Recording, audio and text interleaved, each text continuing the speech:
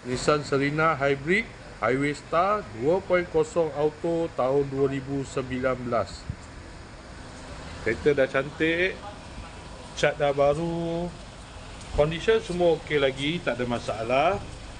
Kereta ni boleh loan bank, loan kredit dan loan kedai. Kalau nak beli cash pun boleh.